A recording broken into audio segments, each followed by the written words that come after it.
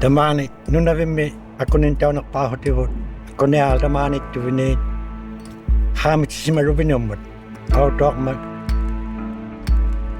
tunakhavinillu tunillu urak natok tuvinak ale namalakapillu uraka hanuttunangippigaliwo nakatsiyam hawrimanimata urak navinillu hawrimaruviniut sawgamik savilearitsugilluni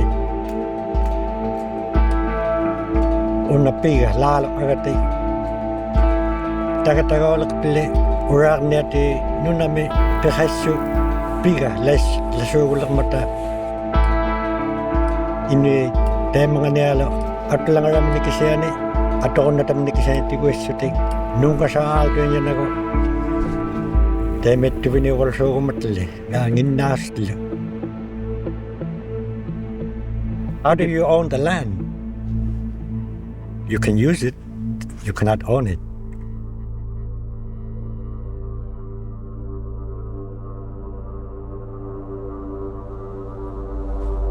Lika bunga, lika, kelak.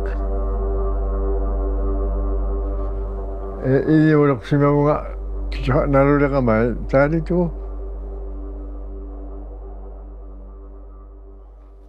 Lah ya, nani ini orang ni mana? Mana pangan ni?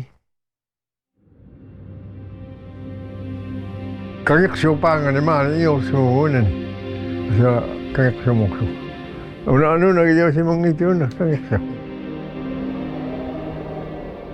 Tamani ni waktu biniyo nga ame tahun ni kikit tahu sana ni kisah si matligo umea angajak kaka tabane tita sampai mingulok si magata kalau nak katak tinago pero sabi kila sa kataban na 90 ini ningi kapel tengiti seleno ke kalakam Taman salon inultimo bunga taman akhitilo sangan salut atau cewek after so sibukan depan early 1946 mi illu bugatulu semayumi illu bugatme ulo apa tu lau yo sokosero saya mengenai sokosero watak Ami suara, anak cakap kena. Ami suara orang semua. Ada nyali.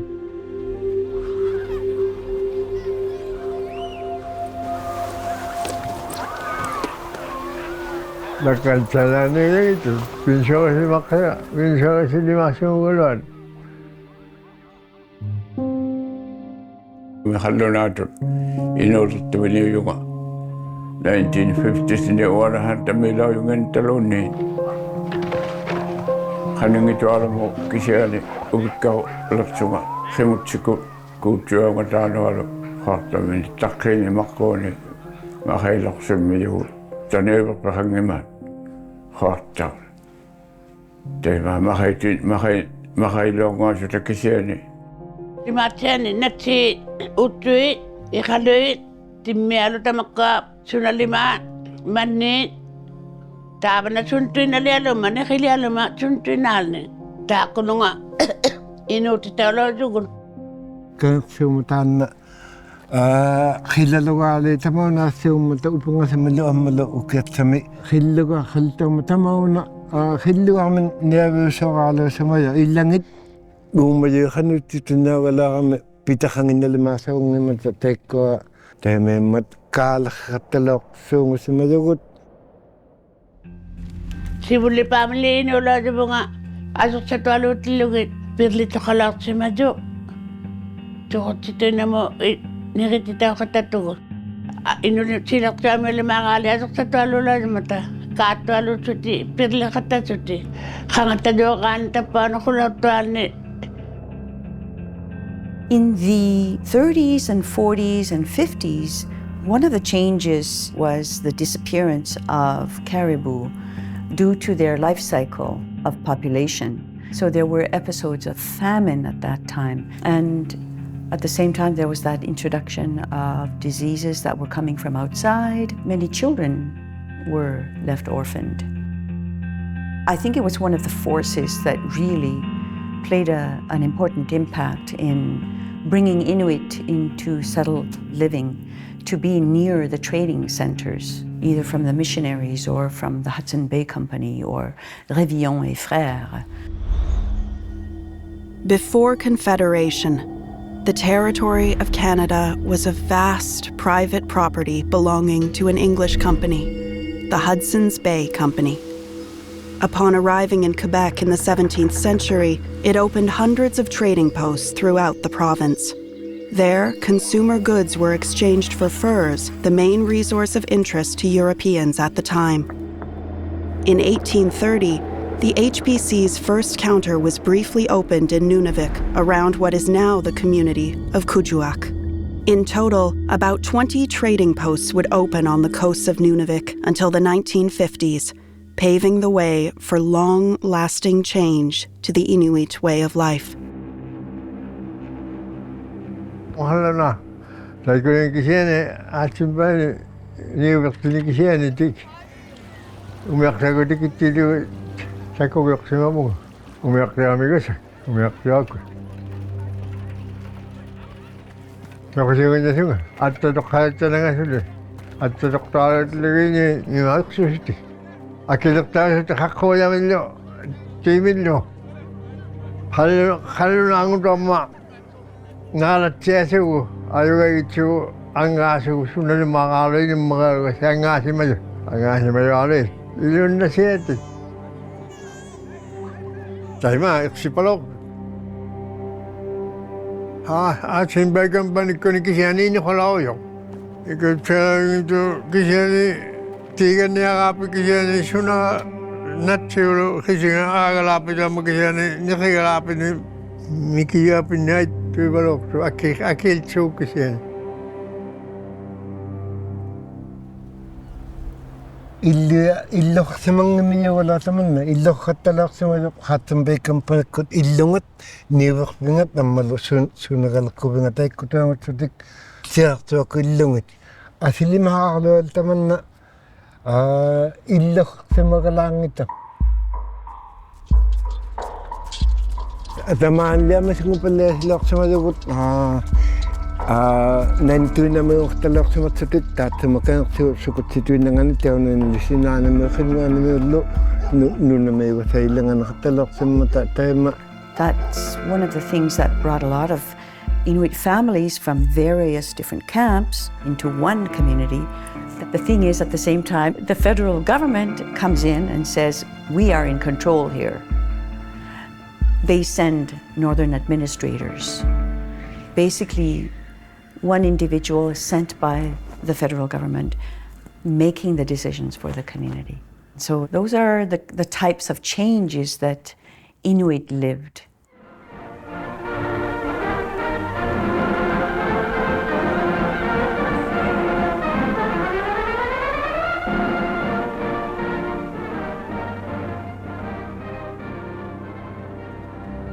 In 1870, the newly formed Canada inherited the land and, after forcefully expropriating the Indigenous population to federal reserves, entrusted the exploitation of natural resources to, once again, private companies.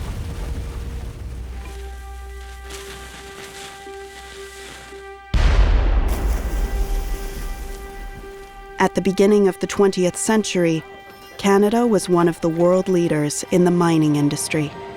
The core of the activities was concentrated in southern Ontario and Quebec. At that time, unionization did not exist, much less environmental measures. Miners worked 10-hour shifts 6 days a week without any kind of protection, contributing to high rates of injuries, illnesses, and a stark lack of regard for their well-being. During those years, more than 80% of the world's nickel came from that region. However, most of the profits were exported abroad, while local populations bore the brunt of environmental and social consequences. The lure of profit pushed companies to explore ever further north.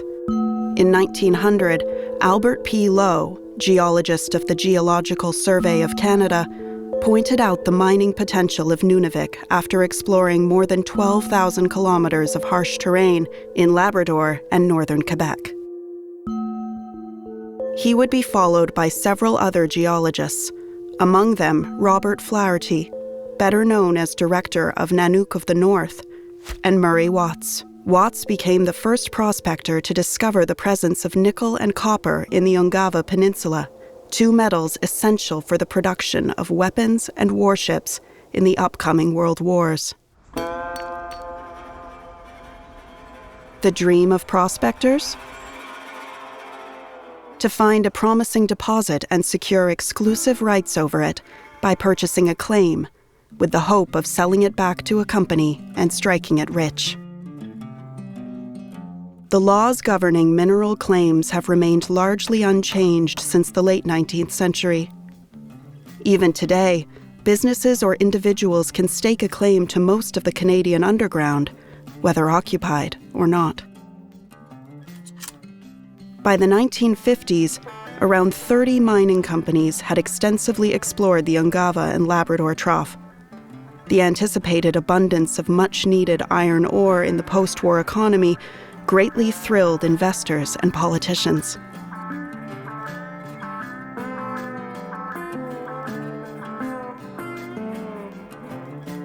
Between 1940 and 1970, hundreds of claims were staked in Nunavik. This led to many Inuit being entrusted with a new role, guiding prospectors in their quest for mineral wealth, for better or for worse.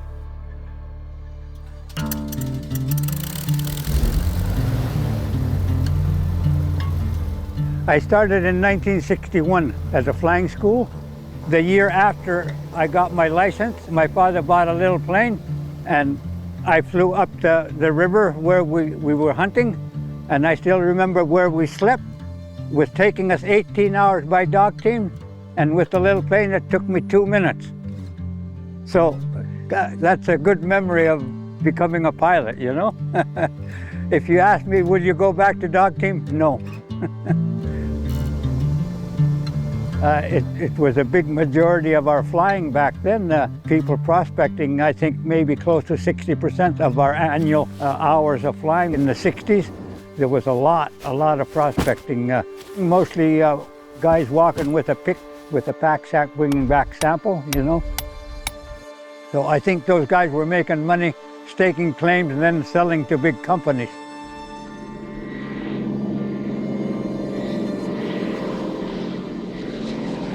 Inulialogoloy ng mga nitamani. Tiki si Mayon, bita halak siya ni. Nilapit ako pang nga, sunod makaloy. Yun na siya di. Tayo mga makaloy ako kalo kasay. Inglam yun, inglam siya ko siya. Ako ka tayo na natin naluktalo ka. Nawala ko katabi. Asin may kambani, inilakta sa kantigutsun nila. Kawin mag-iwag tili mga kinyaw namin. Ay kaya gawin na ito ako kawin mag-iwag sa mga. Kinyaw yung mga tali ka lapin namin mga tali. O kakaligalan na nga siya namin. Kawin yung magalan na. Yung pinaw sa mga sa mga ukasa. Tama ngaktalak sa matakalunat. Kangatadyaw ko ilang ani. Umiakta ko ilang ani. Tawang tisap sampai mataununa. Tawang talak sa mali kimut sisotik nanto na tawang aspects sa tawang kata sa mali.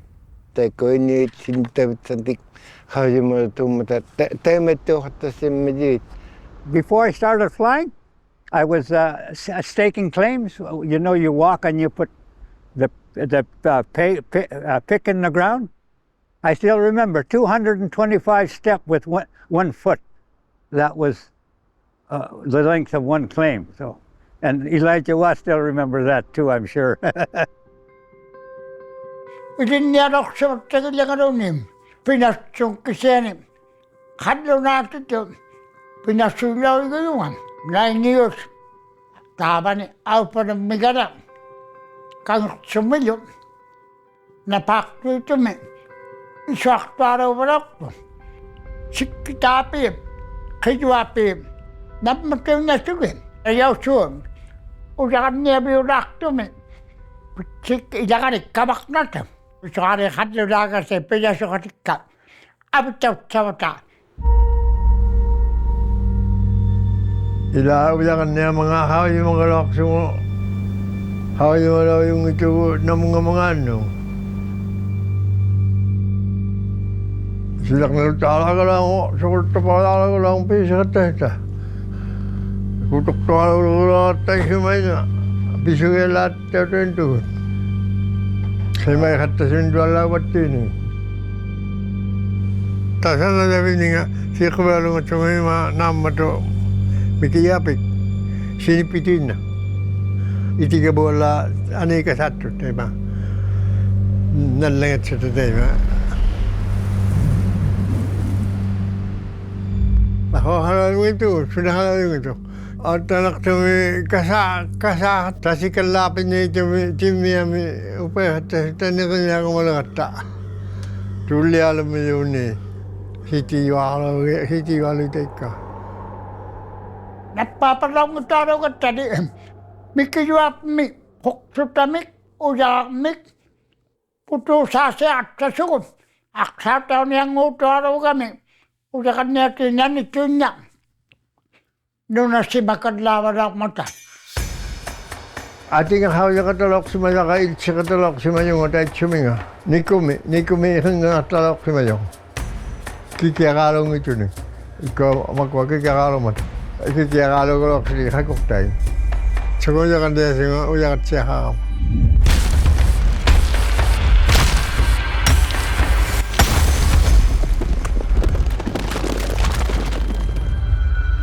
Sige, paalaw sa mga alaw na kaya maluan ako. Naachiw ito, yak tigumiyari ako. Dahil ko tikilaw yun, dahil suwede ko lang yun, dahil halo na ako. Kaya ka rin ito, alam sinalanin, tsaka talaw, dahil suwede ko si Malchakam. Tako niya sa kata, isisikat na sila. Makakaya, kaya ko po kaya rin natalok sa niya lahat. Wala ko kaya mo nila. Umiyak siya nila, saka pa rin tawa nila, ang nakakata sa niyo alam mo. Kakata niyo ka namin siya nga nangatsin tawa ni. Kamalaw kapitak, pangalak ko sila katawa. Wala ka na tawa nila, tawa nangatsin no kakata nila, wala tawa ni siya tayo. Lauk si Mayo kalau jangan yang tak koyok kadang lugut tu tikitap kadang tangin nami. Aksi ngona katolok si Mayo tayo sa kanya. Si buli patsi ang ulang si Masalo no. La tama nga sa tiyang nire. Yung nire. Aki mo sikut tapa ang ulang si Mayo kut. Ataw sa may piyakakas sila nga 1955 mi. Tapa nga sa kanya na tapa nga alay lang si Mayo kut. Nubilim mo ko. Ang utiga. Kinikatawat tilago udah kanyane kiketa dani kalau na upati ucunga kalau na ndorangin ma onala ema apatar sinu marbala tu tai makira tapala ko ngatai ma okyo ni makon tu tala itu kina daping imi kijape kalat lagi fai tal tata me chenuluena kisiani pia kala kata nungu chatiga pakata si mammi. You know, as the years went by, the pay scale was pretty low back in the early 60s, late 50s. I believe I was paid $25 a day. But when we started having skidoos, if the prospector rented your skidoo plus yourself, he was paying us $125 a day. Whoa, that was a lot of money. Alagyak tulok si Mayo, tikit suni akaw. Iwan tikit ko dito haksunak tikit suni. Tupok mo tayo tayo mo kaya. Kaya niya katis lahat kaya. Kaya niya kayo sa tarot luta. Tayo semua kasi ya si Mayo kasi yung nga. Ikut saya bahaya silok sa mga ito. At tatagitay ko si Willie Paulak si Mayo. Kinutubin, napatubin alo mati. Kina taat siya daw ng asugo pa tal-tak talak si Mayo luena. Kina taat pa dalos tita sa mga takulugin na. Ini amin siya mismo ng mata. Gawa magkunit, tusak tita ko siya pala ko nga. Mä pisautella joon taamu pisautta tuli. Pitahawna kalau ma irnikan ulgo biguna si nuksawmata uwan ima pitalo dita chimiga kuna tsajabi pitalo tulyo isimagaya palagutsugo.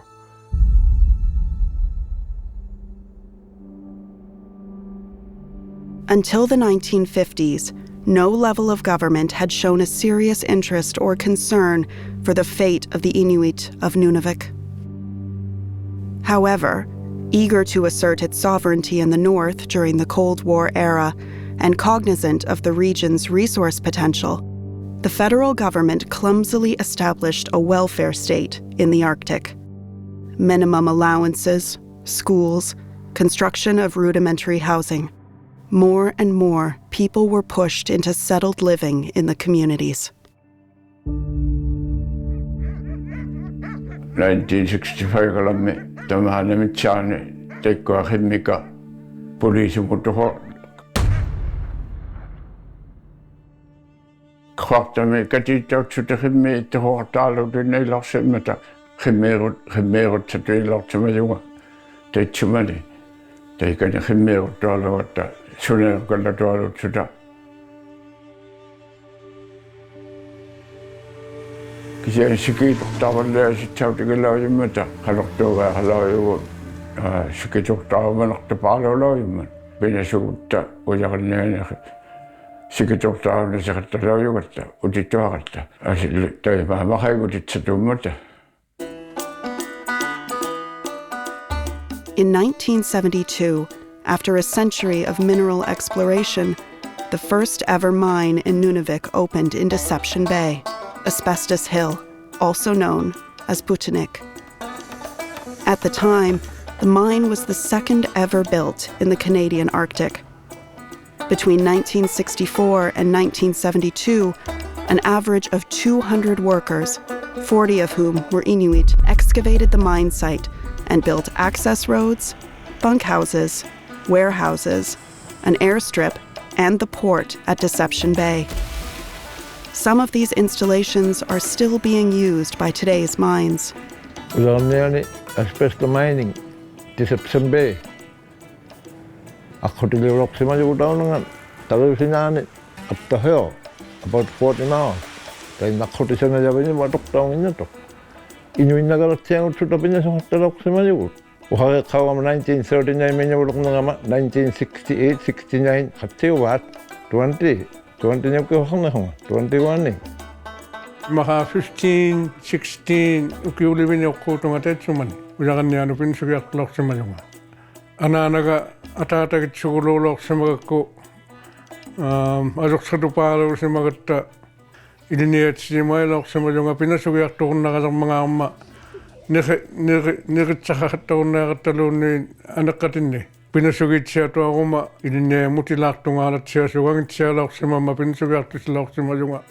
During the mine's operation, workers worked for 3 months straight, 7 days a week, between 10 to 12 hours a day, followed by a 2-week unpaid vacation when they were sent home. Jobs and on-site training opportunities, otherwise inaccessible in the north, were offered to workers. Sunatuin na nipigyan nga suta uto tahotalok sa mga tasuli pami, pinasugyan nga sunga patitas dinik amakaya giyang nga lok sa mayunga. Tay kanipigon na siya kama, tay mamakalagay yung sunga, makalagay yung sunga, pigon na kama, imiktatimun, nunakuyukot. Akago limagalami, pinasulok sa mayunga, pinalulok sa magama. Charlie Ongak was fortunate not to have had prolonged direct contact with asbestos. Across the province, hundreds of mining workers have died as a result of asbestos exposure. Ikaw ang lakad ang ito, alam mo, pinso kata binako kami. Inuuna ito yung lado. Dahil cuma, ikaw ang lakad ang ito mo, sukuta makahul lado kami. Pangali, udah kan nanti kon pinso ko timin ni pita lot sa mga ito nga. Pubalo laki dalo, ugalap nila, puba ko talo ugalap nila ko.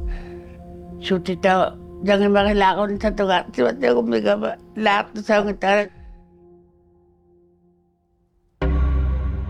Although until the 1990s, only the Asbestos Hill mine was in operation, mining exploration left numerous scars on the Nunavik territory. In 2001, a survey identified hundreds of potentially abandoned mining sites. Days before the Mining Act came into place, which was pre-1990s, companies were coming and going as they pleased. Back to the 1940s and 50s and 60s, sort of when, it was a bit of a free-for-all in terms of exploration. There wasn't really a registry or a monitoring of these activities in the north, so companies often just didn't come back and they left everything behind. Over the past 2 decades, the local governments and the industry, through the Restore Action Fund, spent $7 million to clean up over 130 abandoned mining sites. In total, tens of thousands of liters of fuel and oil, along with more than 300 tons of metal, have been extracted and transported south for treatment. If you compare 1950 to 2023, for sure, it's 100% different, The way people explore is different, and the way people interact with the communities are different. I have been on the land for 15 years, and I can tell you now, after I've cleaned 130 of them, there are not 200 sites out there. I would have found them by now. I've been all over the place, but we still find them. I found a drill near George River from like 3 years ago. They just left it there. I can say with confidence that it's improved. We're not finding 100 sites every year, but we're still finding them. There needs to be a clear idea or a process in place that will identify the person who is responsible to clean the sites that we find today, whether those sites are historical or of a newer exploration in the region. But now our regulation is being modified, and that modification will list types of activities that will have impact. So impact-causing activities that will oblige now exploration companies to have an authorization to undertake those activities, no matter where you are in the province. In order to get that authorization, you also need to speak to the communities that will be most impacted by that project. That will change things, because right now it's not like that. There's no official authorization required. More than a century after the first prospecting campaign, there is still much to be discovered in Nunavik. The mineral potential is substantial. In fact, the primary and arguably main natural resources wealth of Nunavik lies in its minerals. Silver, gold, copper, iron, nickel, and rare earth elements. Nearly 20 types of metals are the focus of various prospecting projects.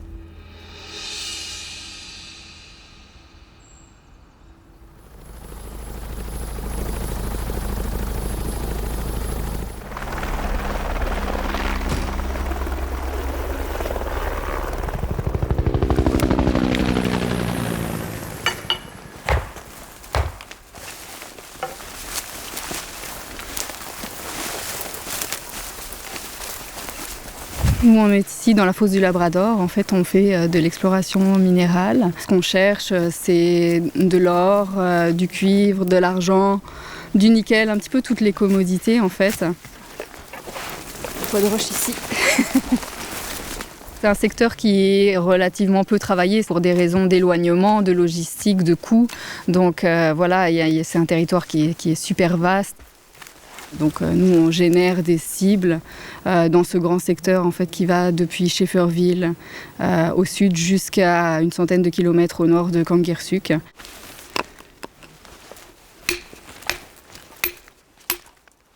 Donc là, on vient vérifier en fait, une anomalie de fond de lac en or. Ça fait partie d'une de nos méthodes en fait, de prospection.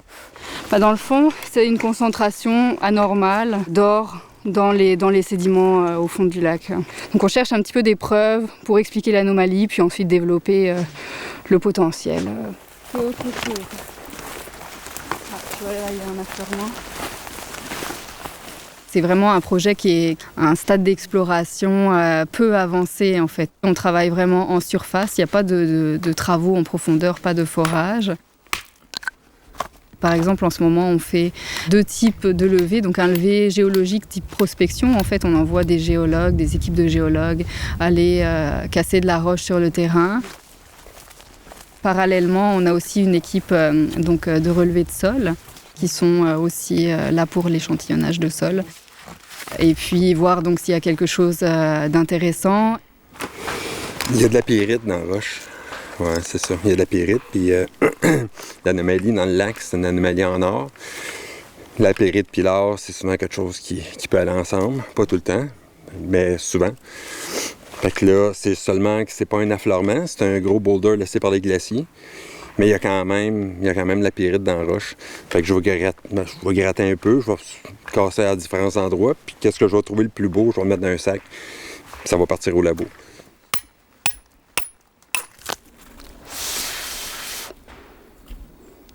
On décrit la roche en fait quand on prend un échantillon, sa couleur, sa texture.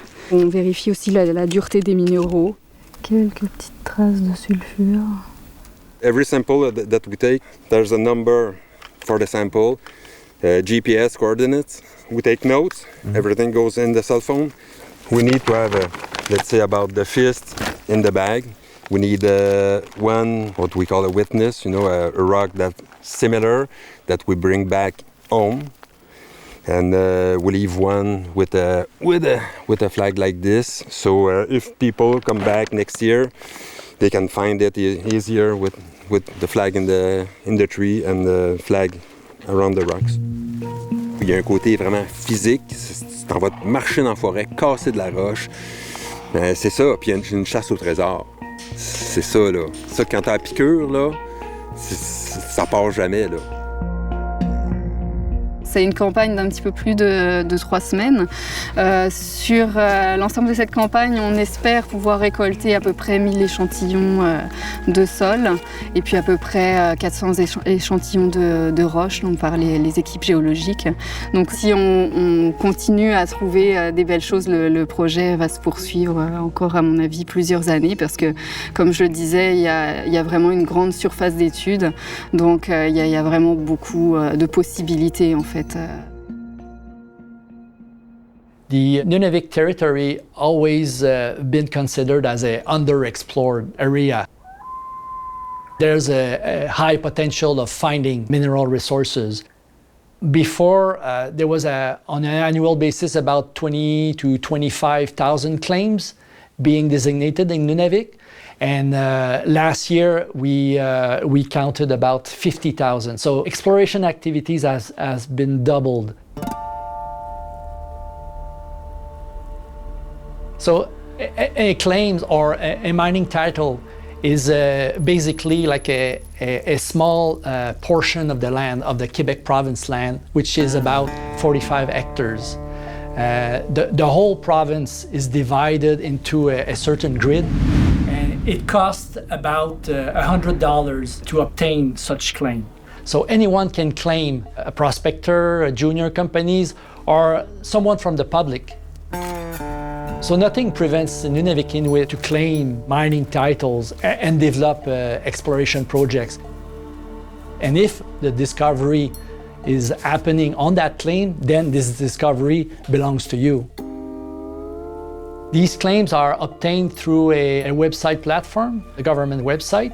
So if you see a claim that you would like to get information, you can see the owner, when it was claimed, the amount of money that was put into works on these claims. Everybody has access because it's public information. Some companies are, let's say, securing their area. Let's say they would claim 1,000 of these cells, but they will mainly work on maybe 100 of them because that's where the deposit is likely to be located.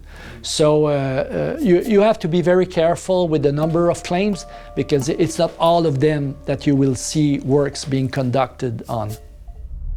Currently, only 2 active mines operate in Nunavik, both situated within the Cape Smith Zone belt near Deception Bay. Raglan Mine and Canadian Royalties. Both are owned by foreign interest, like most mines in Quebec. Mines don't just happen overnight, right? If a company wants to build a mine, it takes a lot of patience, a lot of money up front, and that's often what discourages investors, because exploration can take 15 to 20 years before you have enough resources to call it a mine. So definitely it has to start with a good property, good resources, a good find that you can build on to get to a point where you have enough resources to finally build a mine. Even just to find a resource was already a challenge, but to go to the extent of building an operating mine was another. Building a mine in this environment was completely unheard of.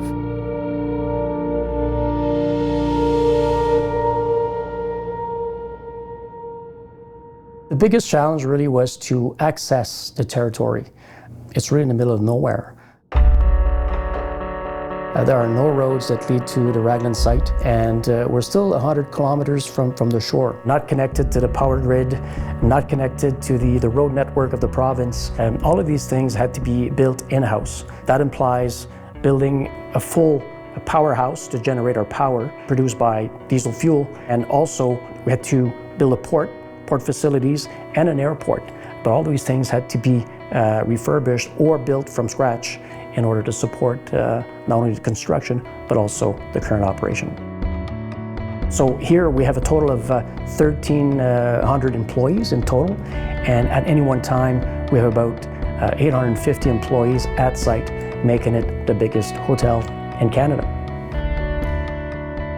Raglan currently operates 3 underground nickel mines in its territory. Once extracted by heavy machinery, the ore is transported outside by truck. It is then crushed and processed on site at the concentrator. Following a chemical and physical process, the dried concentrate in powder form is transported to the port of Deception Bay to be sent to Sudbury for further processing. Raglan started out in 1997 from a production perspective. We started out as a very conservative operation, about 800,000 tons of ore per year, and today we're at processing 1.5 million tons per year. So we've essentially doubled production since the very beginning.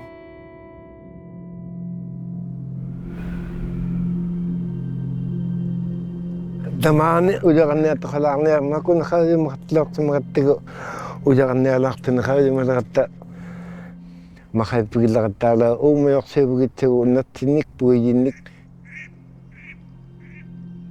ojo kainaqama ujagannya takhangusulungmat an khati gasago khati khagomasilo yubuteko ujagannya tini tamanni pigitego suno pata kan siwang tema tena isimahmigamit sangagi halagatigiteko yagannya komajit sibulaktingula semagamatamanani nekhingi khalwit sukutawlangalong mata akilaktaga halaktu angalokhangan katisigo masalak semanuma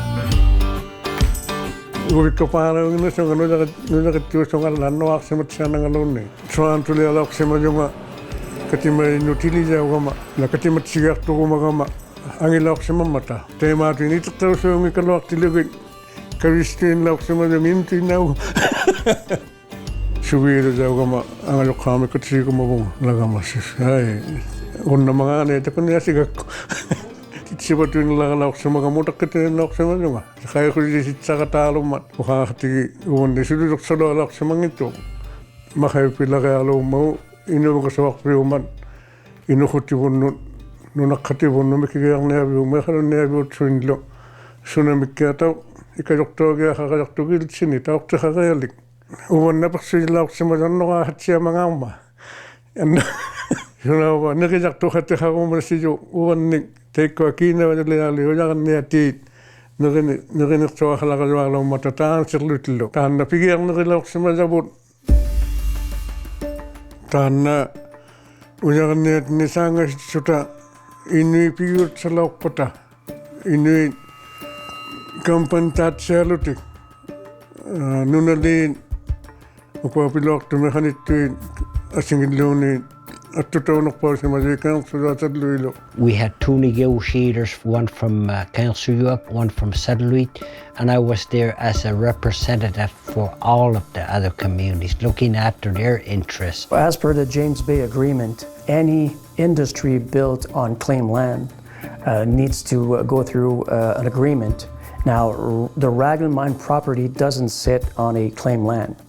However, knowing that in the communities it's a very prized piece of land, we thought it was best to go through an agreement in order to get the proper social acceptance, knowing that this could become an issue along the way.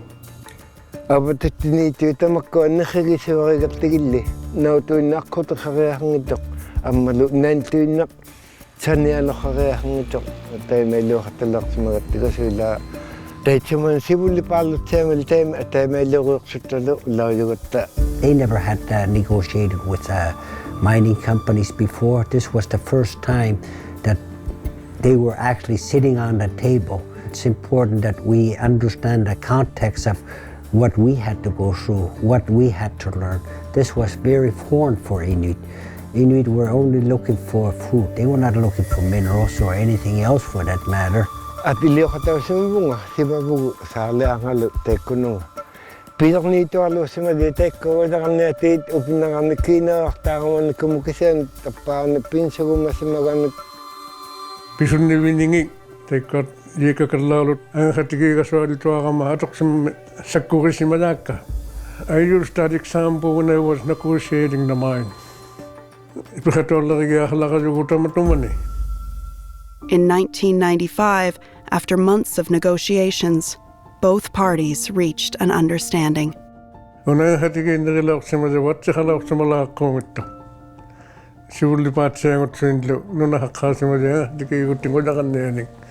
think we did something good.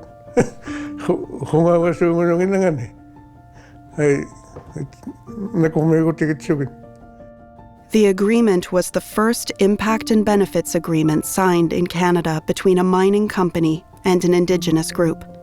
It set a precedent, prompting other mines across the country, including the neighboring Canadian Royalties mine, to adopt similar agreements.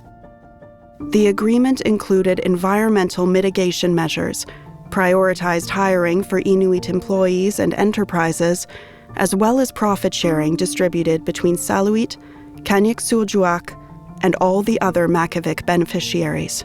I cannot share the exact amounts that are being paid because impact and benefit agreements are private agreements between the signatories. But what I can say, over the 25 years of operation, Raglan had contributed over $200 million in profit sharing. But there's more contribution, there's about $100 million per year that has been paid to Inuit enterprises. These companies are not representing the majority of suppliers and service providers at the mine site. So there's a lot of room still for Inuit companies to work with the mining industry operating in Nunavik. Once a year, Saluit and Kainsujuaq distribute a portion of their benefits to their residents. In the past, the checks could vary between $2,000 and $15,000 per citizen. As we're here today at Saluit at Deception Bay, you see Saluit still using these exact areas, so it's not like it was like a deserted area. You know, they've sacrificed a lot in order for the mine to be here, so rightfully so that they'd get a bigger chunk of the profit sharing. As well as Kainsujuaq, we're very close to them when you look at proximity. So no, it's good to see the funds back in the communities, and it'll be up to us as Inuit to decide what's the best use of that. Right now, you know, it is nice for families that may be struggling to get that nice big check. As much as we can, we'd like to do projects in the community to benefit the communities. And at the same time, I understand that people want money in their pockets. When you have a project where you can build a swimming pool, as an example, with the money you're getting, yes, they'll see the benefit when they put it in their pocket for a short period of time, but that swimming pool will be there for many more years. The first time when we got the Raglan trust money to the communities, we let the beneficiaries decide what they wanted to do with the trust that we get. That was the biggest mistake, I can say. It was too much per beneficiary. First time we get the money and it's big and we're excited and we spend whatever we want. And that created problems, especially after the pandemic. A lot of people were just drinking because they were in depression. But it's not because we get the refund from the community, mining. It's not that. It's even before the money, it's always been there. But a lot of the families got something they wanted, like vehicles or snowmobiles and ATVs. It's good to have a job because in the north, hard to find a job for the young people. There used to be hunting animals in the land, but when we become in the one community, they have to work and we have to work to survive, to pay the rent. I hope it's going to be open quite a while.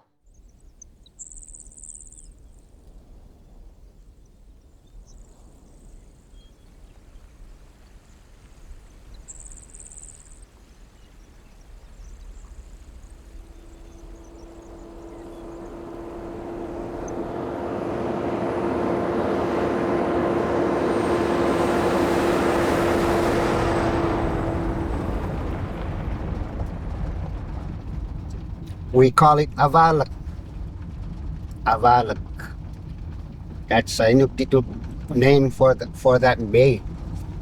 Was a hunting ground before the mine. Us here, when we go hunt here, we're not allowed to go further than kilometer 25. That's where my camp is there. It's been 17 years I started at the mine. My first job, I was still underage. The first job was making ice bridges. Second one was a specialized sea lift, emptying containers. Then I was a dishwasher for 4 years. Right after that, I applied for another department as an underground miner. So that's where my position is right now. I like it. I love it so much.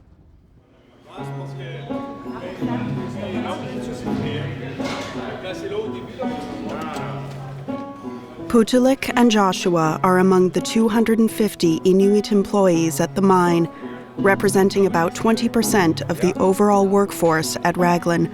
This number has been steadily rising since 2008. It's gonna be another beautiful day underground, but it's gonna be a pure black.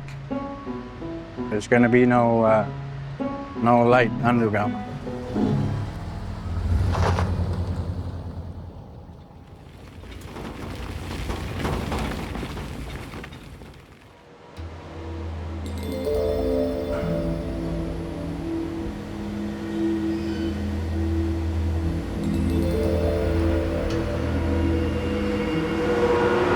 I'm gonna start the machine and go to my remote stand.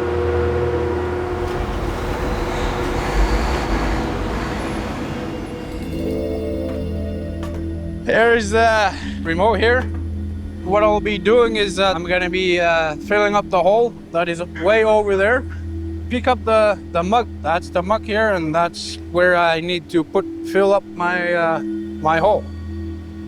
That's how it works. That's the planning.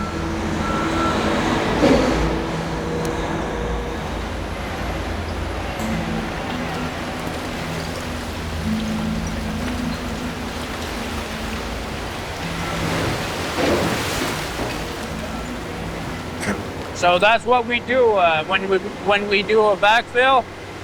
We take a bucket of muck, backfill the hole with waste. Sa Santan mo owns Catherine 86 block.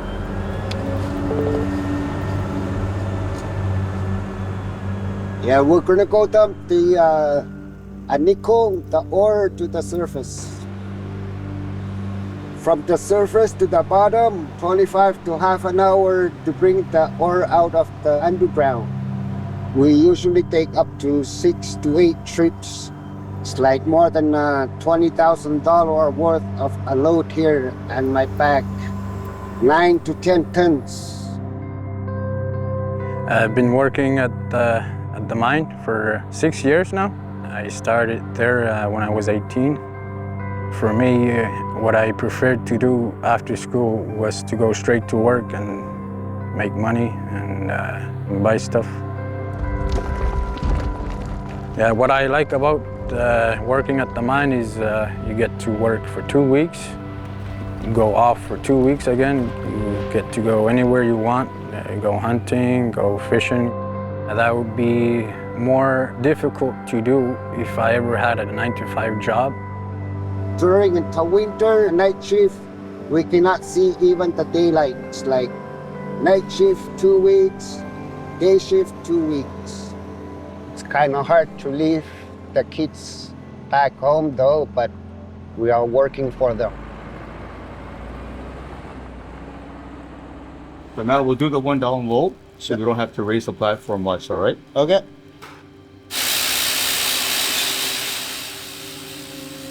My job is to teach the young Inuits everything about mining, from scaling to drilling to bolting, marking faces to mucking, everything involved in the mining trade.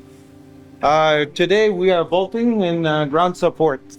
We are putting screens and bolts to hold all of the rock in the back. They're learning the whole aspect of mining, but some students prefer the mucking only, so their program is shortened.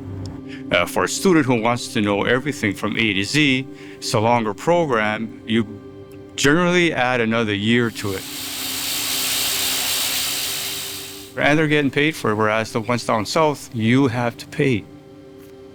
So at Tamatumani, at Raglan Mine, we are in charge of Inuit employment and recruitment, and we have lots of training programs at the mine site specifically for Inuit. So you can come in with really no experience, and we start from scratch, which is not the case for non-Inuit workers. We need them to already have some training to go in those positions. I'm a good example of that. I finished high school, and that's it. Other than that, I started as a miner, and now I'm doing a lot of administrative, a lot of HR stuff, but it was from in-house training mostly that I did at the mine site.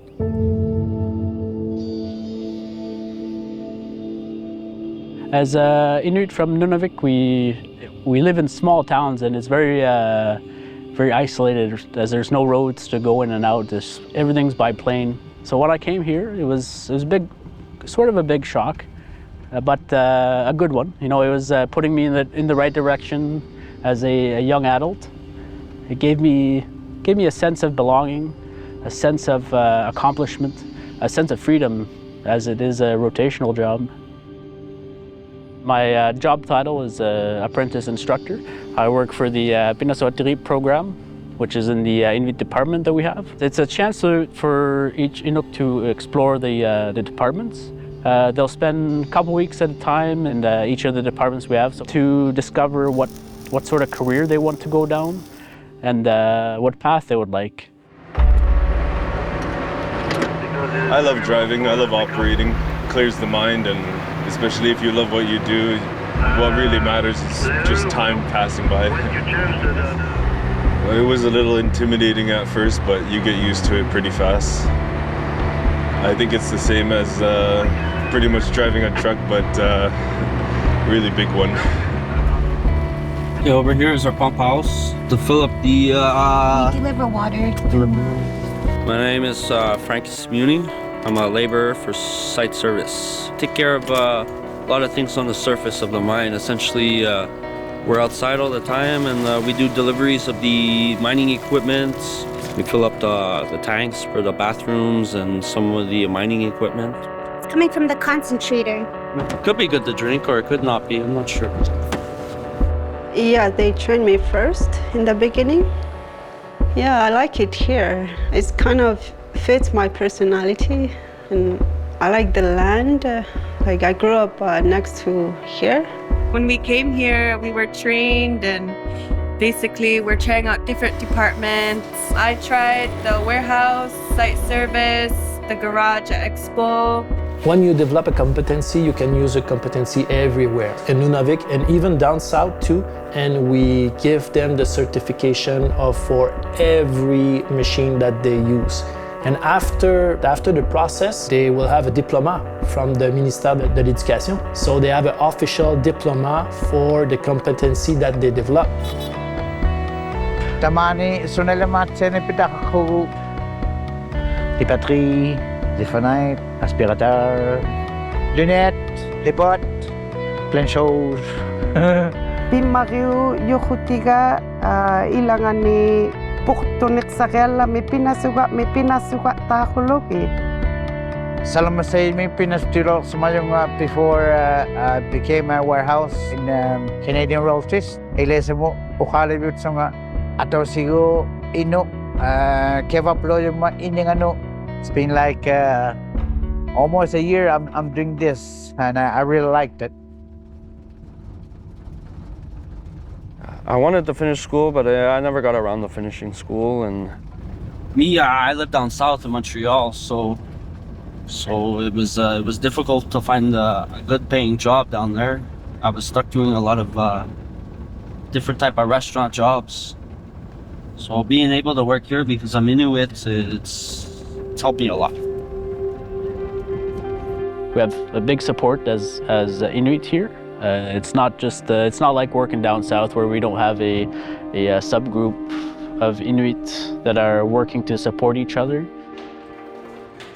As an Inuit, we live more as a group, not individually. Our family's not here, so our co-worker become our family. We're making a camper turkey. Wow, huge. We're away from home, away from family for half the year. So we need that sense of family here. We need the support. It's essential to work here.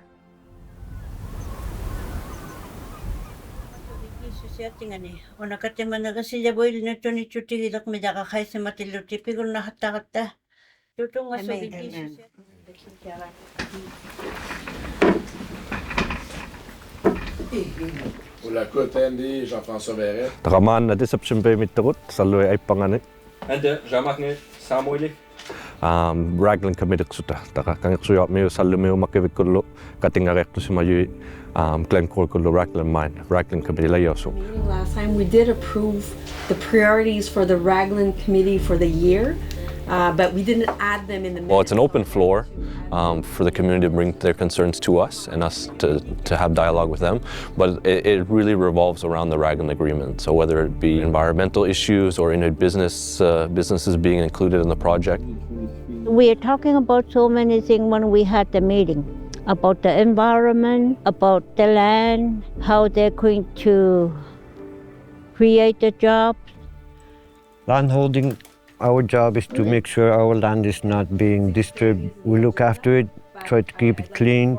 Our intention is to make sure they work with us. Tu sais, il y a des grands-parents puis des parents de personnes qui sont avec nous sur le comité, qui sont nés ici dans Baie-Déception. L'été, ils étaient dans des tentes, l'hiver dans des igloos. C'est là 50, 60 ans. Là. Il n'y avait aucune industrie ici, il n'y avait pas les ports de mer, mais on travaille avec les communautés pour justement diminuer, mitiger les impacts qu'on a. We were young when the agreement was signed, so we didn't have much voice then. But now that we're older and we have children, grandchildren, we want to make sure that they'll have a good future in the community. With the mine, when it was starting, people didn't like it. They didn't want the land to be disturbed. But since it's 25 years now since the mine is here, people are used to it now. We tell them this is what we would like to see. We'd like to improve this area. You know, the mining industry is quite well regulated, but even though we're going by the required standards, sometimes they can raise issues that are quite useful for us. And if we want to be mining for the long term, getting social acceptance is vital for our longevity. We have to move the bridge from Deception Bay to there, but we said that maybe the moment... En partant, il y a une barrière du langage qui est quand même difficile. Donc, c'est sûr qu'à travers les 25-30 dernières années, il y a eu des défis à relever, il y a eu des mésententes, il y a eu des chicanes, puis on en a reçu des tomates, puis c'est correct de recevoir des tomates, c'est correct d'avoir des commentaires plus difficiles. Like we used to come this way, but we take the longer route now because the ship comes still during our fishing season in springtime. So they break the ice, so therefore we cannot pass the ice, and we have to go through the longer route inland. There were excursions happening at the same time when the ship arrived. We lose people through the land because they don't know that part very well. I try to let them understand we need bridge to cross the river. We won't disturb the fish too much. Yes, they're listening. I think it was hard for them to understand before, but they are understanding now. So we're working together with them a lot better. I want the communities to have a seat at the table and be a part of these decisions and really steer what we want. You know, for me, I've gotten the opportunity to join the management team at a superintendent level.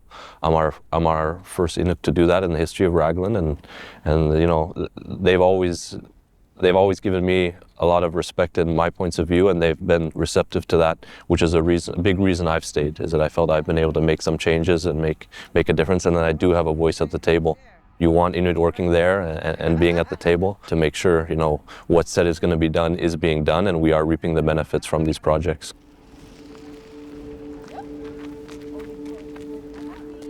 This is the balloon where we put all the nickel. We can store 65,000 tons of nickel. So when this is shooting nickel, we always have a dust collector, goes through the filters and comes back right back into that mold. So there's hardly no nickel in the dome. It's as safe nickel as we can. This is my second time. I'm in awe. And when we come down here, there's so much stuff. There's very expensive material all over the place. The structures here, they are very useful. When the closure starts, these are the things that we want to take care of, look after it, and if we could, start our own mine. One impact was very bad. We didn't like it. And then a second one arrived, CRI. We didn't want two impacts, but Environment Quality Commission allow them to go ahead, so they are here. I didn't like coming over here because it's always used to be windy. But it's a good place. 17 miles all the way. And there's another lake further up. We've seen stiff fish that can't even wag their tail. And sometimes they have huge head and very skinny body. I think it's because of the mine. And sometimes they taste like cigarette. That makes your throat uncomfortable and your tongue. If there's 3 mines here, we're gonna ask for more from the 3 mines. That's the only way that we'll be satisfied, I think. I would ask for a better percentage of the share. The share we got, it seemed big, but when they get the profit, it's peanuts, I would say.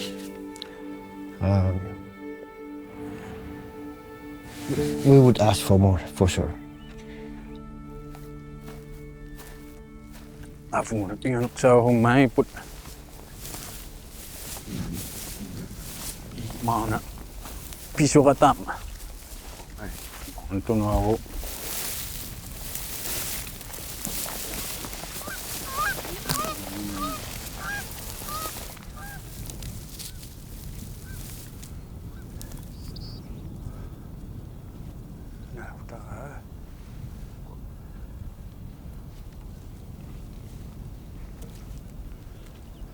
mau itu katakan itu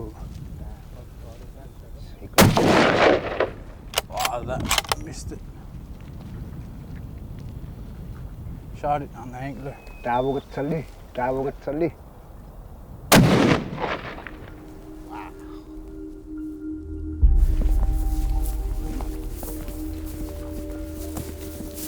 That's a nice ball.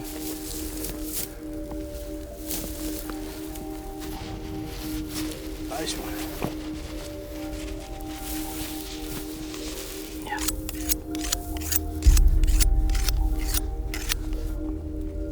No kumangito hutiril lahiso watamani makaitio sungalo o mayungil lutamani ale anak suti pinasupyo haralok sungaw yakan niya ni uyakan niya mi kanito sunilo piyakawun nilo kayo si huyami style ko si unit tamangat no kumangito hutiril lahiso.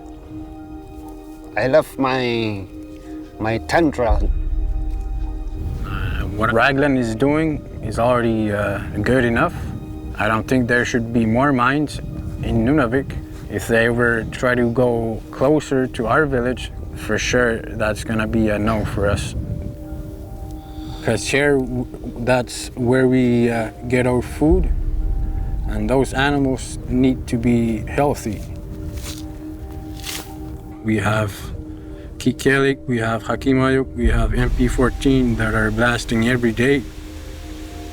That goes right towards our river that flows all the way up to here, to this lake, and also to behind this mountain, also a river that flows. We would like to get answers more what is going on with the animals that is contaminated with the mine. Yeah, from here we're gonna take off all the meat. We're gonna bring it to the mine where there goes the rip. There's a kitchen just for Inuit. We're gonna head up and everybody could start having some caribou meat after. Mining in Nunavik means huge development projects that will leave imprints not only on the land, but on the water, which is part of our Nuna, our land, our homeland. Anytime you touch the land, you're affecting it. So right away you affect anything that had historically no barriers. Like a mine is a barrier now for caribou, where they want to go eat before, and when they see something, they would rather not go where there's people. So there's impacts right there. Although far from perfect, the environmental framework of mines in Quebec is recognized as one of the most stringent in the world. In addition to environmental impact studies and mitigation measures, such as wastewater treatment, mining companies must adhere to government-set standards for the release of contaminants and pollution. They are required to report, mitigate, and correct any accidental impact, exposing themselves to fines or lawsuits if they do not comply. As part of our annual program, we do monitor by taking samples of the water. We do monitor the dust. We do waste management as well. So we have the volume of the waste that's sent to the landfills. We have inspectors coming from the federal, but also provincial governments coming to the site every year. But we also have many audits. So we have auditors coming for ISO, we have auditors coming for air quality. All the water coming from or being in contact with mining activity has been collected, and we sampled it and treated before discharged within the environment. So there's a water sample of these discharge points within the collection basin, but also within the river. So we go at Deception River, we take samples, we make sure that the water has no impact on the fish and the population or anything, any of the discharges. There is the main collecting pond of one of our pit.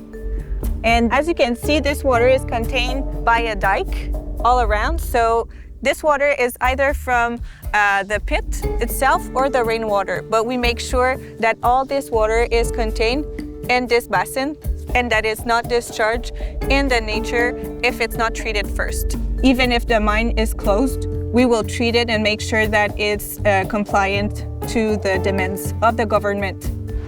Whether the standards are high enough is debatable, but environmental regulations have tended to improve over the years. As an example, every mine is now required to establish and keep up to date a closure plan. It includes a strategy for the environmental redevelopment and restoration of the site upon closure. If we take the Raglan mine as an example, ever since they started operation, they have on their own budget put some financial guarantees aside. And then every 5 years, they must reproduce a mine closure plan according to the current conditions regarding the expenses, the new technology, the innovation, all surrounding a mining closure plan. Although the long-term impact of Nunavik's mines on the environment is unclear, a substantial amount of data is accessible to the public on the internet. Notably, all releases of pollutants, whether planned or accidental, must be reported to the government. It is thus revealed that, in 2018, 92% of all pollutants reported in Nunavik originated from the mining sector. We also learned that in 2022, the two mining companies combined pumped nearly 1.5 billion liters of water from nearby lakes, at least 4 times more than all communities together. You're relying on them for that information, so that's why it's always very important for us to look at the data, how much contaminant, what contaminants are there. So we have to have a semi-independent checking through KRG. As an example, we created our own research center to see what we're eating. Is it contaminated? Is it still better than store-bought food? So we do a lot of research in the country food that we eat. It's being checked regularly, whether it's for mercury or trichinosis, but we do check. I don't need someone to tell me what I'm eating is safe or not. We do that on our own. So far, would you say the impact, is there any danger for the population because of the mine? From the mine itself, none so far, I can tell you. It takes time for the contaminants to keep brewing, and it makes it worse. So we're still, it's still less than 30 years old that it's been in operation. So slowly over time, contaminants, not knowing all the details, I'm not an expert, but anytime you touch, like I said earlier, the land, you're affecting it, whether you think or not. You've changed the environment from what it was.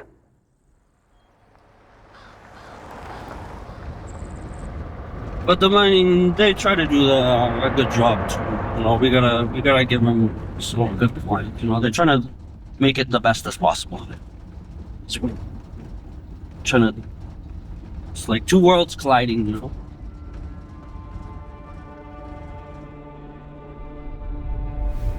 I think this is an aspect of mining that we have to be very mindful of, that though the economic aspect of mining can be beneficial to the communities, there's also a long-term negative impact on Inuit way of life.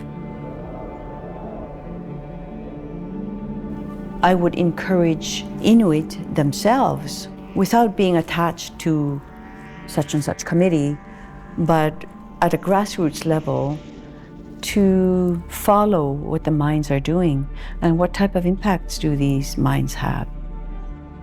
We must have our own environmentalists as well. I've been working here for 7 years now. 2 weeks on, 2 weeks off. I started off here while I was living in Laval, and I moved back home. When I was living down south, it was easier to be close to my people here where I could speak my language than be all the way in Laval. I was starting to lose my language because they mostly speak French there. In the beginning, I never wanted to work at a mine because of what it does to our environment. There's a lot of pollution going on. We have enough materials for everybody in this world, and we keep consuming too much. Like, we have enough, but it's all for the profit.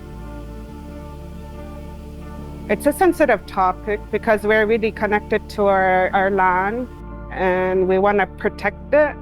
But since the mine is already open, we make a choice. Like already Raglan's enough, Canadian royalties is enough. If they start opening more mines and they want to employ more Inuit, like eventually who's going to work in the communities? Without our culture, who are we? Without our traditions, who are we?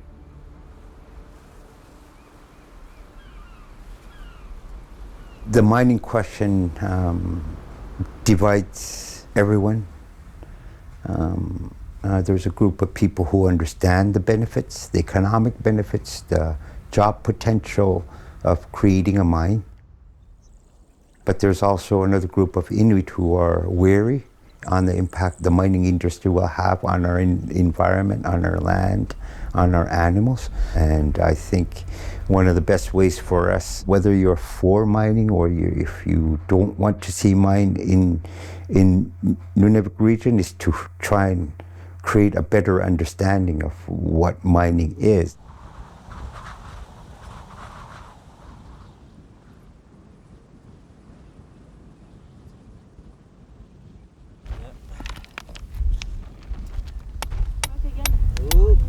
Oh, wow. It's a vein, okay? Oh, yeah. Look at this. There must be more, huh? It's a vein, okay? If here there's nothing and it's only that, we're not gonna make a mine with just this. It needs to be a lot bigger. The NMEF conducts every year in two communities, one on the Hagngava side, one on the Hudson side, a prospecting training, a geology activity where we take 8 participants, we bring them outside of town.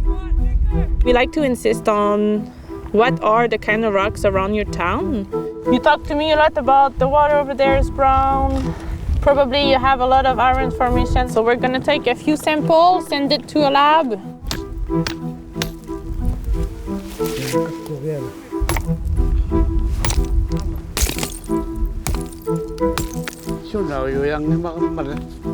How to do sampling. How to take GPS coordinates, how to read a map. So different abilities that are useful to work with an exploration company afterwards. I have a pyrite, and I used to be a electrician, plumbing, heating, shrimp boat, carp fishing, scallop survey. I was looking for my goal. I finally found my goal, prospecting. I've been in Nunavik for mining maybe about 20 years now. It's from the rain. It's a real paradise. You have lunch outside, you have a chopper going somewhere, and I like it. It's my goal.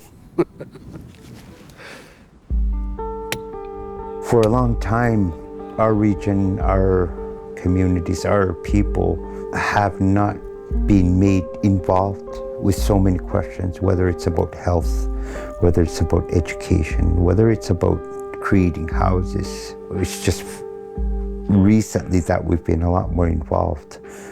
The mining industry is an area where we have absolutely no knowledge. Basically, someone decided to build a mine and it showed up one year and there's going to be money that's going back to the people, and that's our understanding of the mining industry.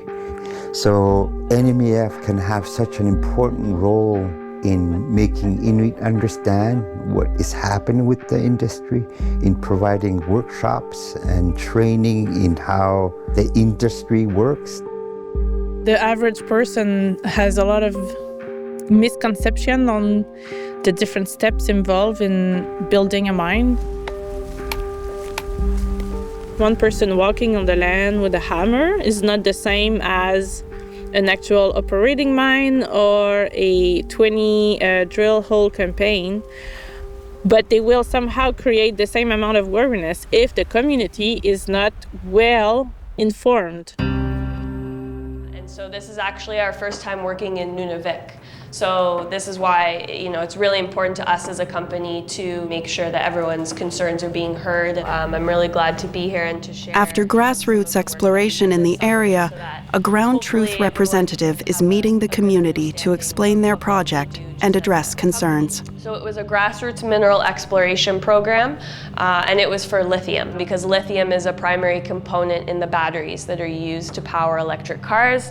So there's a lot of... We really want the companies to initiate the dialogue at the very first stage and also create a bond with the community.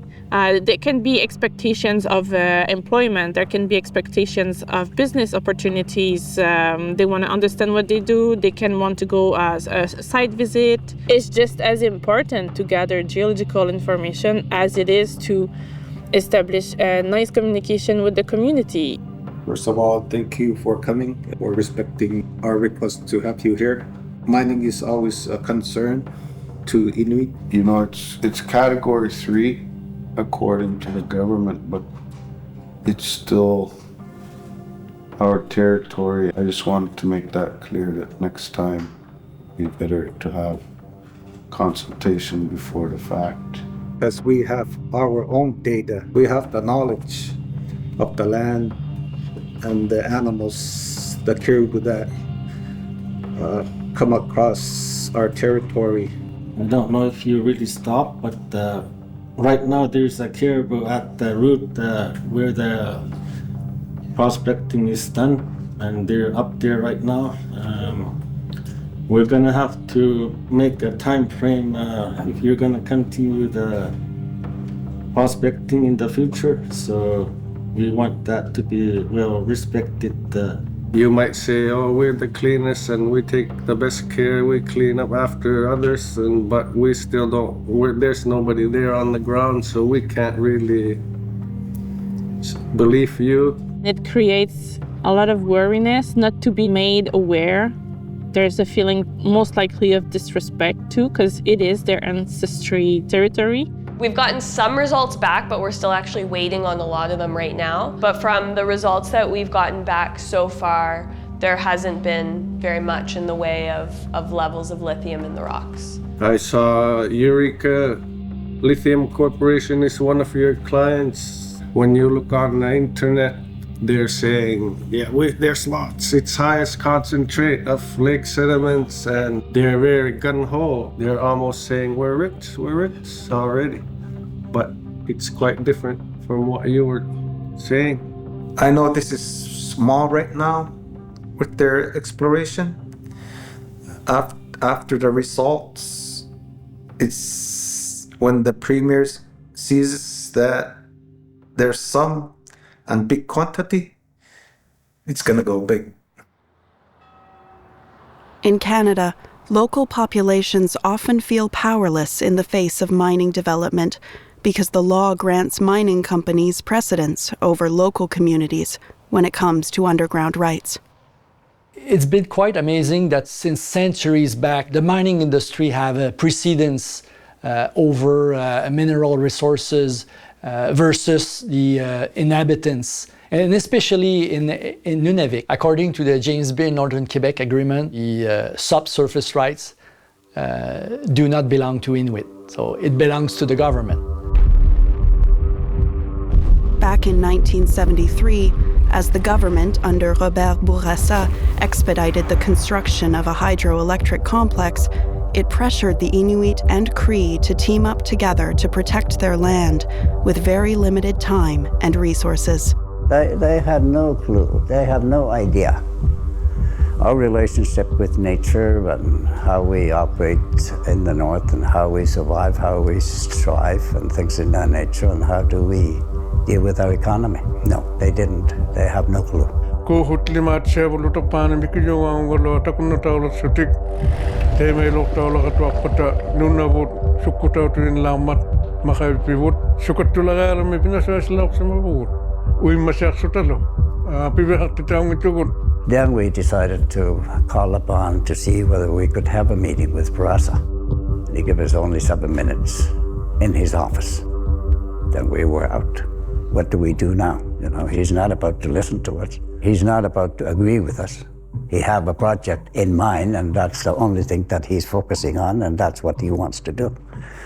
So we decided that, well, the better thing to do is to take it to court, because the question of rights did not exist at that time. We need to find a way to raise the importance of the rights of the people living in the territory. So they were against this right from the beginning, but they were forced into negotiations. Even though Inuit had never negotiated any agreements, they were basically telling the Inuit and the Crees, this is how it's going to be. This is the land you're going to be getting. Here's what we're going to give you. It should have been the other way around, asking the people, can we work together with you? Can we use this river to make power? Can we explore? Can we start a mine here? They never did that. They already were holding title to something that Inuit had never given up. Taiko alikina leo kasong ni mot kikiat sa janik ku misimituin ng nitakon nga pikut kalagat tuyang nak pawt siyuin. Ubog lang nak sa chimiyuno na bunni umayun nilo ilok ko subun nilo. So at siging ito katilok sa malutekan ni ito kisilok sa majawas so halo. Aso nunaham ning ito nunahalok sa mga ito. After 2 years of tough negotiations, a settlement was reached. The agreement defined Aboriginal rights and established frameworks for their future relations with governments. It included harvesting rights, land categorization, the creation of school boards, restructuring of health services, and the establishment of regional governments with the creation of Makivik.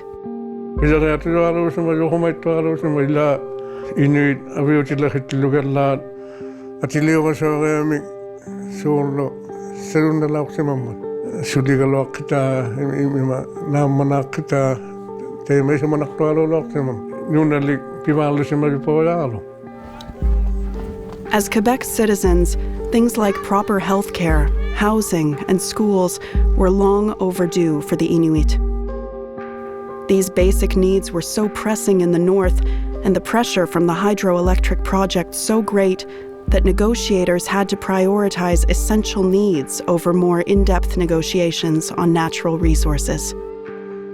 Well, before the James Bay Agreement, there was really no services at that time. It's only when they started finding out what potential there was for Nunavik in terms of the minerals, the waters.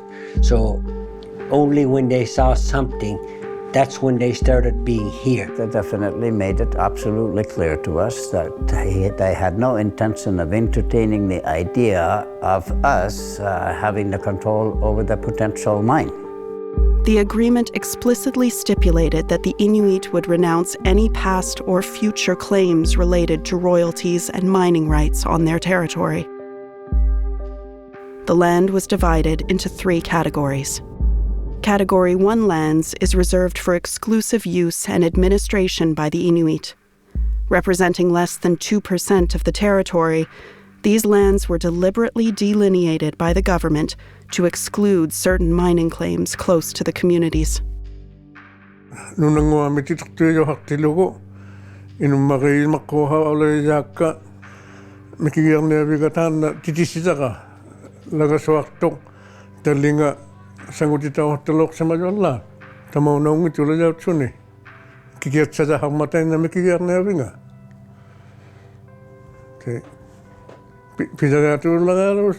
Quebec can expropriate any time. Category 1 land, Category 2 land, say, no, we're going to take over this. You still have fishing and hunting rights, but we're going to do it here this way. Even what we think is our home on Category 1 land, they can still expropriate it if they feel that they can benefit Quebecers. Never mind the Inuit living there. I think the combined revenue they've had because of the project, we're talking a couple of $100 billion that they've made. And they gave me $92 million that was paid over 20 years, and that was it. I'm one of the highest tax-paying citizens of this country. I don't have clean power from this dam that I gave up rights to. New York State are benefiting. My fellow Quebecers south of us are benefiting, but we're not. We're still using old technology, using diesel fuel.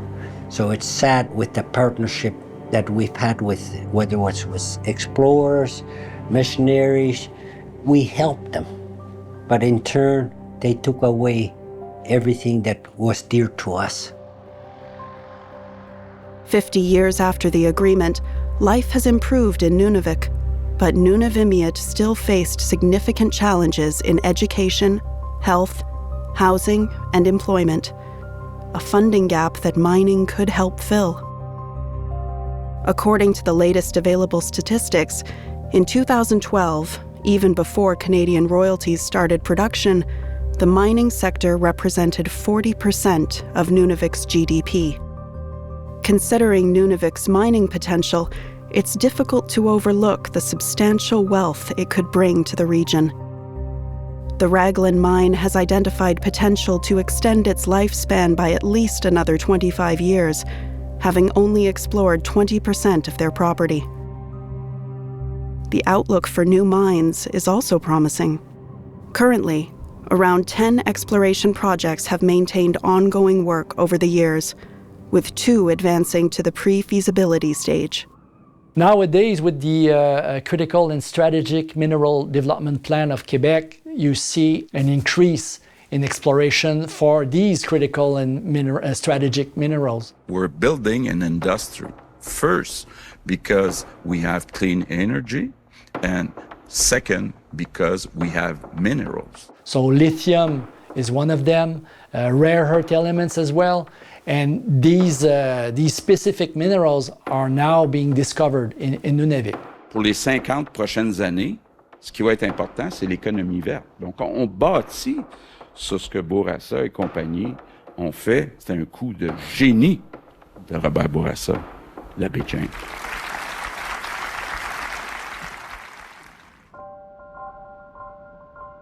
About 260 kilometers south of George River, the Strange Lake Rare Earth Mining Project is one of the more advanced and promising mining projects in Nunavik. So we're in about the middle part of the mineral resource right now. At the moment we're drilling a hole. They're getting ready to pull up the core from the tube that's inside the tube at the bottom of the hole, bring it up to the surface, and then it just keeps going like that until the depth that we've indicated to them to stop drilling.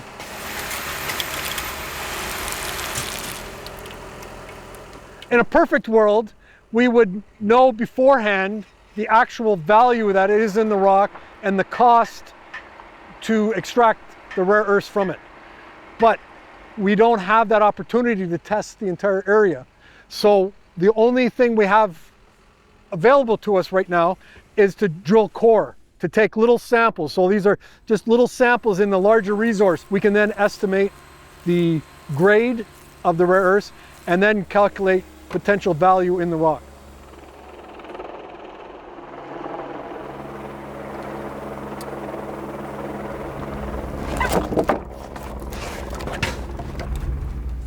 So this is a scintillometer, measures the radioactivity in relationship with the mineralization. So I use this to determine where those high-grade locations are within the drill core. And it's more than I initially thought. Once we hit the zone, it looks like it's here.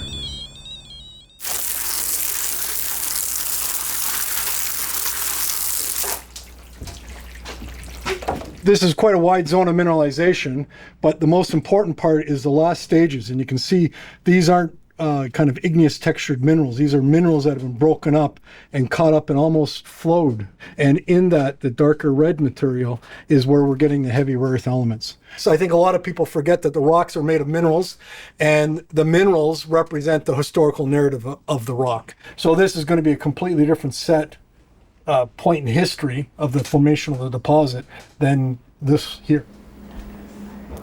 These are the locations of the drill holes, and you can see these different colors represent the different bands that we were able to identify. So now if I take off the drill holes, so you can see these are the individual lenses that we've identified as high grade and will want to mine. So as you know, it kind of goes in a circle. We'll start here. This is exposed to the surface.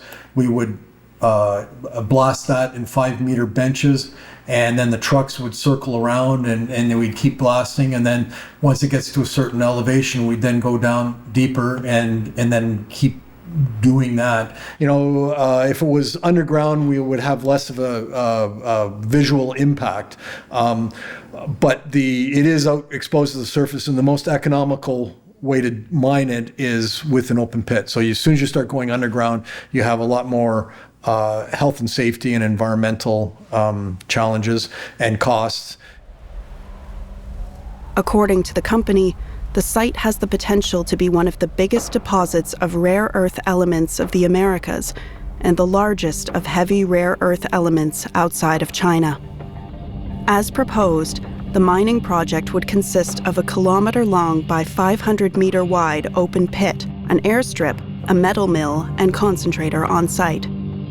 To transport the minerals, a 160-kilometer road will be built to a port in Labrador, where the mineral is loaded for further treatment in Sept-Îles. During the 30-year operational phase, around 170 million tons of mining material will be extracted from the ground. In accordance with the law, an independent consulting firm is tasked with assessing the current environmental state, identifying future impacts of the mine, and proposing mitigation strategies. Le milieu se décrit en 3 composantes, la composante biologique, la composante physique, puis humaine. Donc, tout ce qui est bio, c'est les poissons, les mammifères, les oiseaux, les plantes, les ci, les ça. Physique, c'est la minéralogie, le sol, le climat. Puis humain, c'est l'utilisation faite par le territoire, par les humains, notamment les communautés autochtones. Fait que l'idée, c'est de décrire ces 3 composantes-là, réunir toute l'information ensemble dans une étude de description avec laquelle on va être capable de faire l'analyse des impacts sur ces différentes composantes-là. Chaque infrastructure de la mine, les impacts de chacune d'elles vont être déterminés à l'avance. Puis s'il y a des impacts majeurs, ces impacts-là vont devoir être compensés, soit d'une façon financière ou non, directement dans le milieu. Exemple, si on sacrifie une frayère à poissons parce qu'on n'a vraiment pas le choix, une autre frayère va devoir être faite équivalente à proximité pour compenser ces pertes et ces impacts-là. L'eau traitée, après le processus de traitement, elle finirait dans ce coin-ci.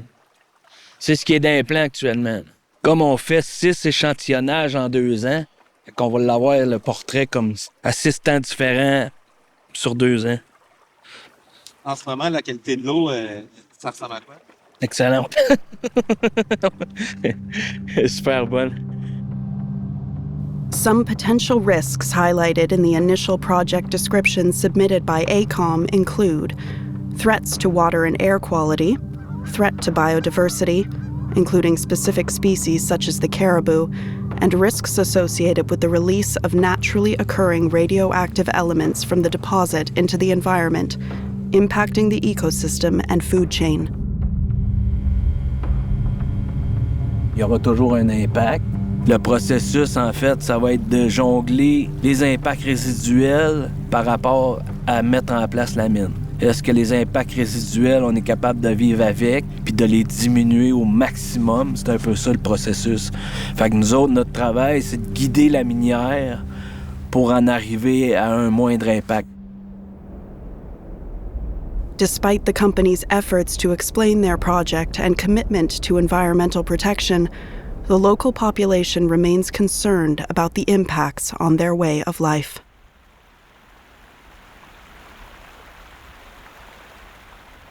Mom used to teach us when the tide goes down, there's a lot of food. There's kanayuk, koni, ubuluk, amumayuk. That's how we grow up. If there's not enough food on the land, we usually go with the tides. But I didn't see no starfish yet. I was hoping to find one.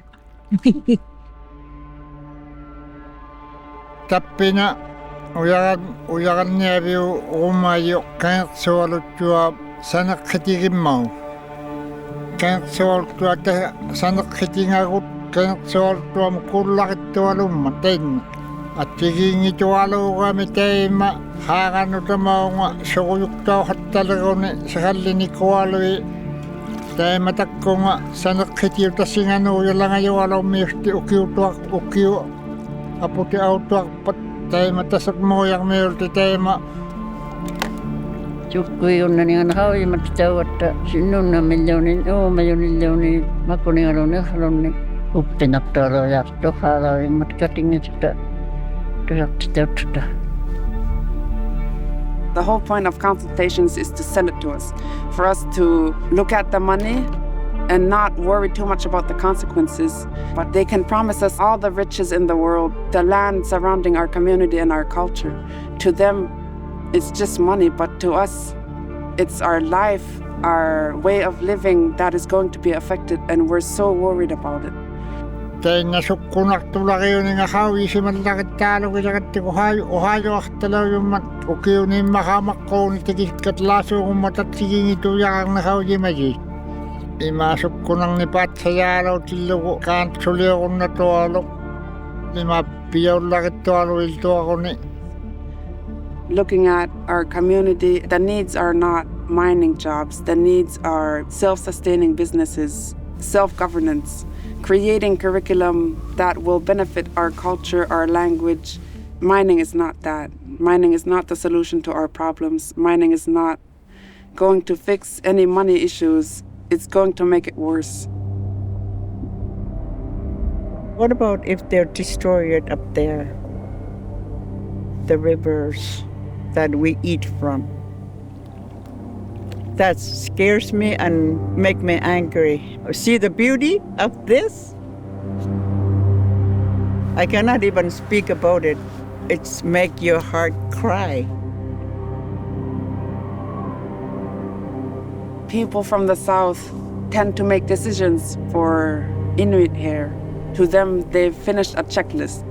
They've done their job. But to us, when you live here, when you really understand the life, the beauty that surrounds us and the animals that live here, you're really afraid to lose it. If that's preventable, so.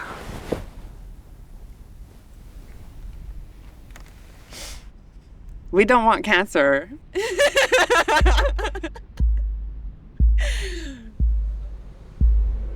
Environment was our priority, and it's still our priority. I made it clear to Premier Legault in writing that I wanted a moratorium. I want this to stop right now. We don't want any exploration. We don't want any mines created. We're saying enough. I'm home. I don't need you to tell me how I should live. This is my home, will always be my home. There's a pressure. There's a certain amount of pressure that the rest of the world, they already know about our potential, and we just don't know enough. And the mining industry will come, whether we like it or not. So how are we going to be part of that dialogue? Are we going to be observers, like we have been for many decades? Or are we going to be the ones dictating in how our region is being accessed? So it's crucially important that we get our young people more involved. If they should open up more mines, it's a gray area. My suggestion would be, don't rush to sign the agreement. The mineral is not gonna go away.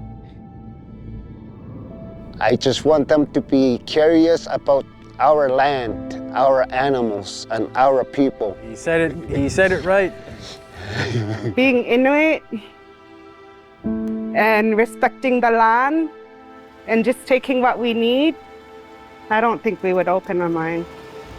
If we keep mining and mining and mining, what are we gonna have left? Are we gonna eat money?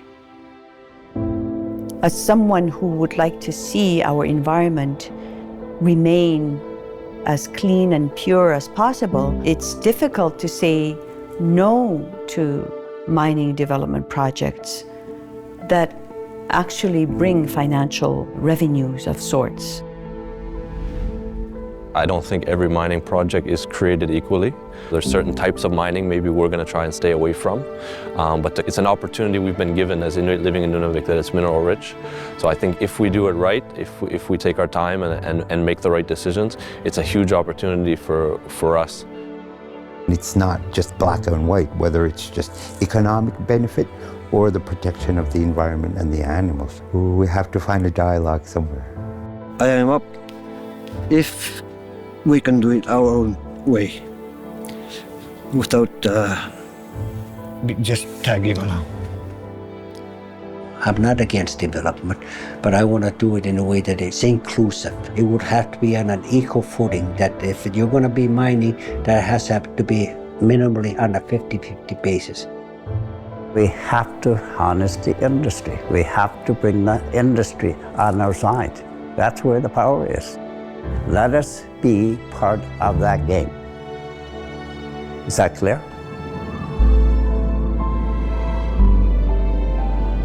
If communities are giving up their hunting space and their cultural land, why would we not be owners of the projects?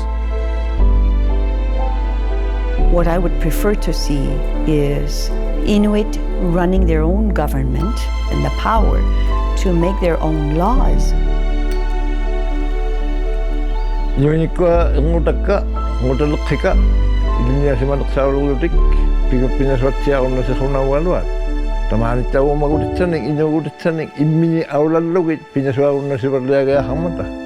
Pinaswa una tukito akutta, makitaga tukot. Piunak sa mitako kumato akutta. Uvikay makigayani.